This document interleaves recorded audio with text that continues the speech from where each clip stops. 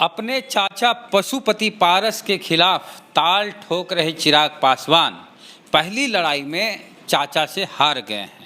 वैशाली में हुए एमएलसी चुनाव में चिराग पासवान ने तेजस्वी यादव यानी आरजेडी के उम्मीदवार सुबोध राय का समर्थन किया था और कहा था, फ़ोन करके जो कहा था, एक ऑडियो भी वायरल हुआ था उनका, कि अभी उनको साथ देना है जो हमारे साथ खड़े हैं।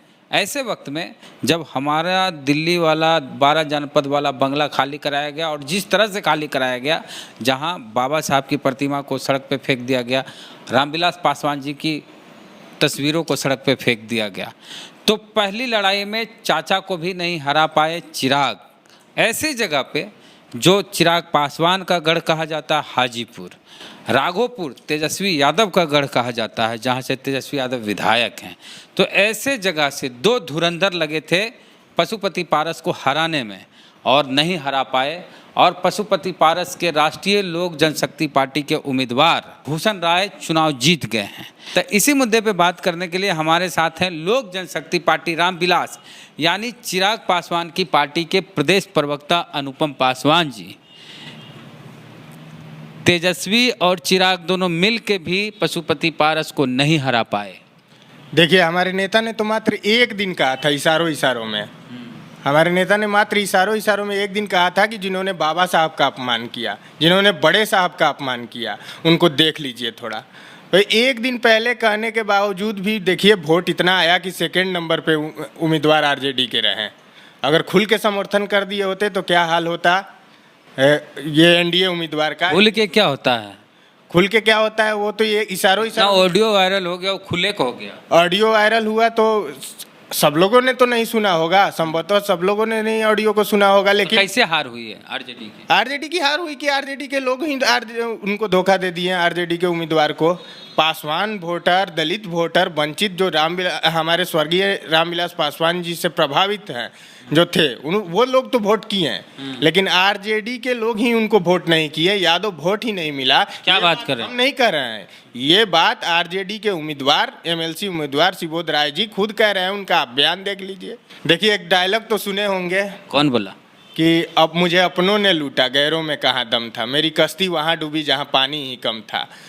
तो दिलवाले फिल्म का डायलॉग है, तो उसी फिल्म का डायलॉग यहाँ हो गया है वैशाली में उपचुनाव में। इनको यादव जी ही, मुकेश रोशन जी इनके उम्मीदवार, सॉरी माफ कीजिएगा, इनके विधायक आरजेडी के ही, इनको धोखा दे दिए और इनको वोट नहीं आरजेडी का मिला। यादव का जो उपजाति होता है, कृष्णौट और मजरौट का मामला वहाँ हो गया है और यादव वोट ही इनको नहीं मिला है, इसलिए हारी हुई है। ये बात हम नहीं कह रहे हैं, सुबोध राय जी का बयान देख लीजिए। जो उम्मीदवार थे आरजेडी के एमएलसी उम्मीदवार, वो खुद कह रहे हैं।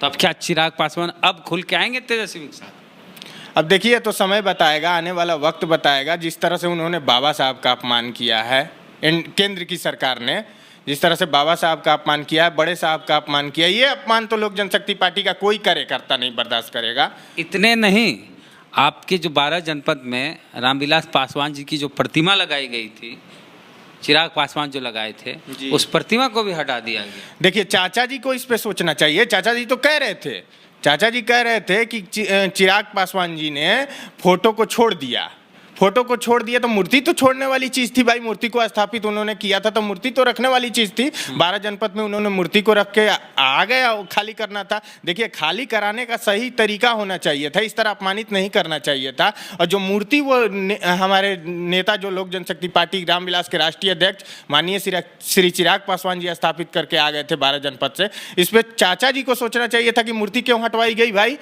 फोटो पे तो वो कह रहे थे ना, फोटो पे आप देखे होंगे मीडिया के माध्यम से, आप ही लोग के माध्यम से, चैनल में हम भी देखे हैं। चाचा जी बोल रहे थे कि चिराग पासवान जी फोटो छोड़ के चले आए, चाहते तो फोटो साथ लेके चले जाते। तो फोटो छोड़ के मूर्ति तो वहीं स्थापित करके आए थे, मूर्ति हटवाई गई। तो इस पे केंद्र सरकार पे क्यों नहीं बोलते हैं आदरणीय चाचा जी पशुपति कुमार पारस जी? उनको बस कुर्सी का लोभ है, वो चाहते हैं कि हम सत्ता में बने रहें, चाहे हम स्वर्गीय रामविलास पासवान जी। सब अपने हमको ये बात बताइए कि खुल के तेजस्वी जी के साथ कब जाएंगे चिराग? वक्त आने दीजिए, अभी चुनाव नहीं है। चुनाव में जाएंगे, वक्त आने दीजिए, इसका फैसला हो जाएगा। आप लोगों के सभी लोगों के आप सामने होगा। तो चिराग पासवान और तेजस्वी यादव दोनों अपने अपने गढ़ से, अपने अपने किला से हाजीपुर कहिए चिराग पासवान और राघोपुर कहिए तेजस्वी यादव, दोनों अपने अपने किला गढ़ से लग गए थे पशुपति चचा को हराने के लिए, राष्ट्रीय लोक जनशक्ति पार्टी के उम्मीदवार भूषण राय को हराने के लिए, लेकिन हरा नहीं पाए। लोजपा के प्रवक्ता अनुपम पासवान का कहना है कि दिलवाले का डायलॉग तो आप सुने होंगे कि मुझे अपनों ने लूटा, यानी तेजस्वी को अपने ने लूटा, गैरों में कहाँ दम था। राजद की कश्ती थी वहाँ डूबी जहाँ यादव लोग गर्म था, कृष्णौत और मंजरौत हो गया। तो आपका क्या कहना है पूरे मुद्दे पे, प्रतिक्रिया कमेंट बॉक्स में जरूर दें। फेसबुक पे वीडियो देख रहे हैं, पेज को लाइक फॉलो नहीं किए तो कर लीजिए। यूट्यूब पे हमारे सब्सक्राइबर नहीं हैं तो घंटी बजा के सब्सक्राइब कीजिए। जय भीम, जय भारत।